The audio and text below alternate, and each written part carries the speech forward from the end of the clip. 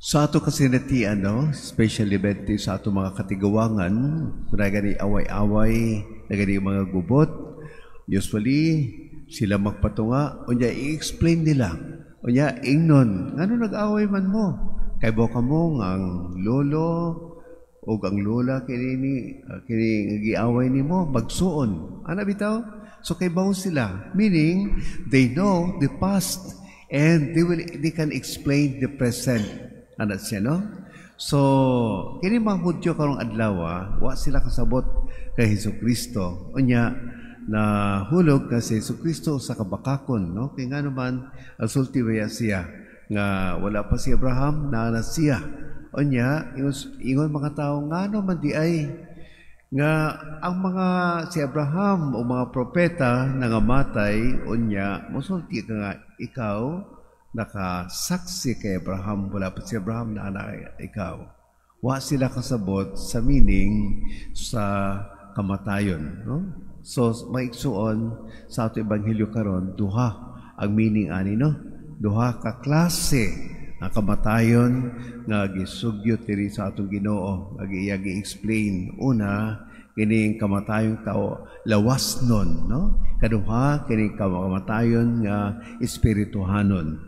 Unahon na to ang kamatayong lawas nun. Ang kamatayong lawas nun, whether we like it or not, mamatay ko kita. Mao gani na sa mga pagbasa sa atong gospel, musulti Ginoo, no, nga dili ko kita manghusga tungod kay basi unsa pa nimo ka powerful, basi unsa pa nimo ka grabe ko ayo, may time gyud nga matiguwang ka, may time gyud nga kanang kung sa Tagalog maningil, no? Suktod ka sa mga imo gibuhat kay wala may gibuhat nga di maayo nga dili ka suktod sa ato Ginoo. Put pasabot makarma kita sa tanan nga binuhatan nato, no? So mauna nga kanusahay pasagda na nato kanang dagdag-daog sa tua kay time will come na dili na sila makadaog-daog sa tua. Wait for your time lang. Mao gani na ingon ang atong Ginoo, live in the present. Kung sa may mga past, I forgive na siya. Kung sa future, ayaw pag-una-una, kay wa patakibaw. Wa patakibaw, no? Wa patakibaw, malinog ba? Wa patakibaw, nga mo, unsa man diha, no? O, buto ang bulkan, etc. Wa patakibaw, kundi at the present lamang yun. So, whether we like it or not, na ikamatayon. So, mag-una-una kita kay ngano sa Lenten season, mo ni gipasulti sa ato Ginoo nga tanan kita mamatayon. Nya i-reflect ko na nato nga tanan kita may katapusan. Tanan ko kita may katapusan baski unsa pa kanang kalindot. Baski unsa pa nakamamaayo. Time will come that you'll be forgotten by everyone. Okay? Ang dili lang makalimot ka na to ato Ginoo, especially sa mayon nating buhat. Kaduha, kining gitawag gani nga kamatayong espirituhanon, no? Ang kamatayong espirituhanon, kana bitaw nga baski buhi pa kita, pero patay na kita. Daghan kita nga matay nga buhi pa kita. Tungod sa ato mga sala, buhi pa kita.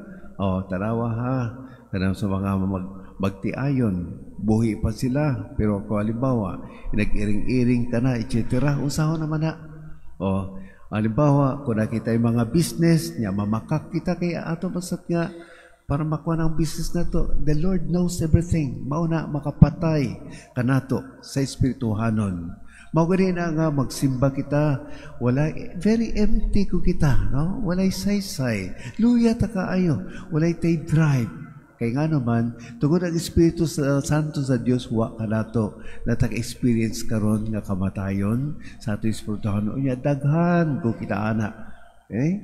So, sumatong buhaton, ang sulti sa ato Ginoo diri, ingon siya nga, kanang bitaw ang tanan nga mosunod sa akong kanang rules and regulation, buta na sa nga mga commandments, no, sa ato Ginoo, walay kamatayan, no? Dili maka-experience sa kamatayon. But pasabot ani nga sa tanan ka nato nagsunod sa kagustuhan sa atong Ginoo, of course, nasad kini mga gitawag gani ang mga tribulances, no?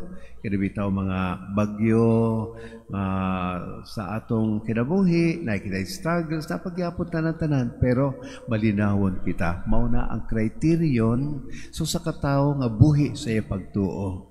Ano man, tungod kay nagsulti ba si Jesucristo nga siya is the way, the life, and the truth. So, kung mawagtang kita, wala na kita sa atong way. O, kung mawagtang kita, mawalayo kita sa iya, wala kita life kinabuhi. No?